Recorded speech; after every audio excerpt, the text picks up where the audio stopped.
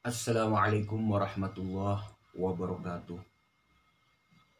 28 Oktober kita kenal sebagai Hari Sumpah Pemuda yang selalu kita peringati, dan mohon izin di Ikhwan TV akan membacakan catatan renungan terkait dengan Sumpah Pemuda.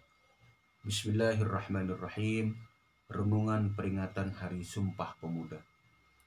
Soekarno dalam buku Penyambung Lidah Rakyat Indonesia berpikir keras. Beliau bertanya bagaimana bisa 500.000 orang Belanda menjajah 70 juta rakyat Indonesia. Bagaimana bisa Belanda yang wilayahnya 66% lebih kecil dari Nusantara bisa mendikte orang-orang di Nusantara sedemikian banyaknya. Benar apa yang dikatakan Ali bin Abi Thalib, laisa la quwwata illa bil ittihad wa laisa al ittihad illa bil musyawarah. Tidak ada kekuatan kecuali dengan persatuan, dan tidak ada kesatuan kecuali dengan musyawarah.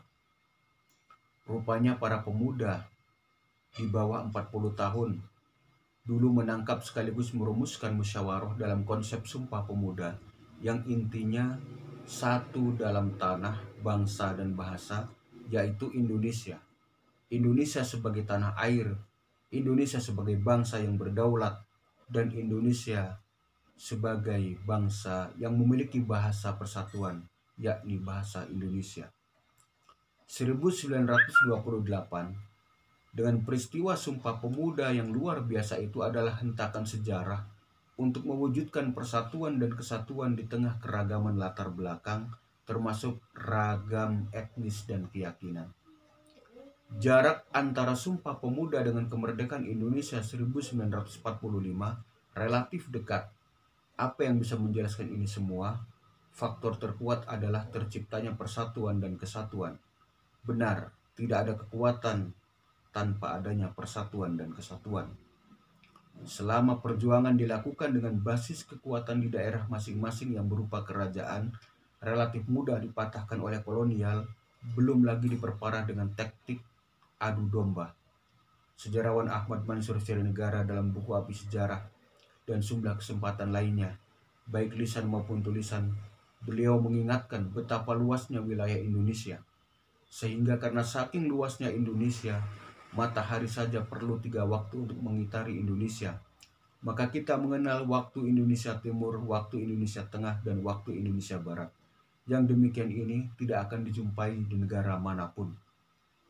Ahmad Mansur Suryanegara juga mengingatkan bahwa luasnya Pulau Sumatera dan sekitarnya itu lebih luas jika dibandingkan dengan Inggris Raya, Romania, dan Yunani. Kalimantan milik Indonesia lebih besar dari negara Swedia, dari negara Spanyol, dari negara Perancis. Tanah Papua lebih besar dari Jerman. Papua lebih besar dari Norwegia, lebih besar dari Polandia, dan Papua lebih besar dari Italia. Pulau Jawa, Jawa Timur, Jawa Tengah, Jawa Barat, dan Banten jika digabungkan lebih luas dari Swiss, lebih luas dari Denmark, lebih luas dari Belanda, lebih luas dari Belgia, lebih luas dari Austria, lebih luas dari Portugal.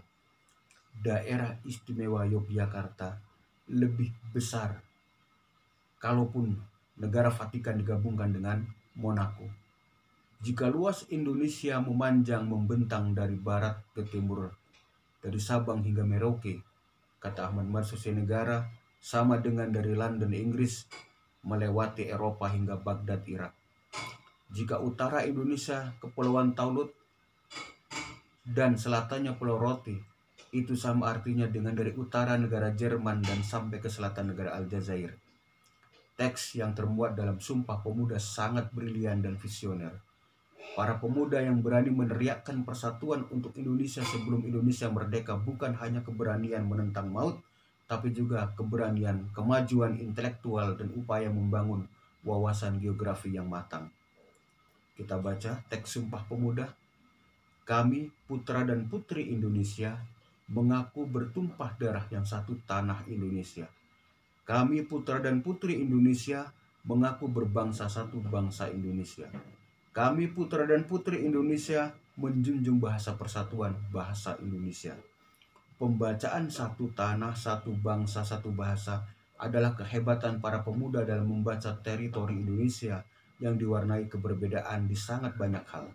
Kesatuan ini dianggap perekat yang luar biasa untuk mengumpulkan kekuatan guna mengusir penjajah. Tanpa persatuan dan kesatuan, Nusantara gampang dipecah belah, gampang diadu domba. Pasca deklarasi Sumpah Pemuda di tahun 1928, tidak lama kemudian melahirkan kemerdekaan Republik Indonesia.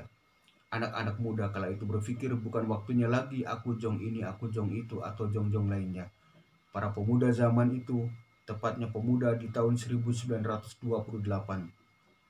telah mampu melahirkan konsep yang istimewa, yakni Sumpah Pemuda. Sumpah Pemuda lahir dari sebuah kesadaran kebangsaan dan nasionalisme yang didukung dengan motivasi mengusung semangat persatuan dan kesatuan. Pemuda yang masih siswa, masih santri, dan masih mahasiswa, mereka berjuang serius untuk menanamkan nasionalisme atau cinta tanah air yang sedang di bawah kekuasaan kolonial. Setiap zaman tentu mempunyai tantangannya tersendiri.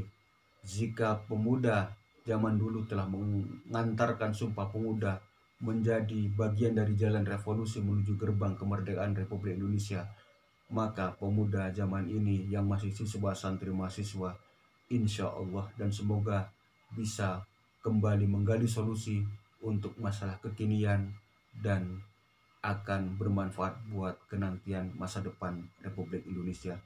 Terima kasih. Assalamualaikum warahmatullahi wabarakatuh.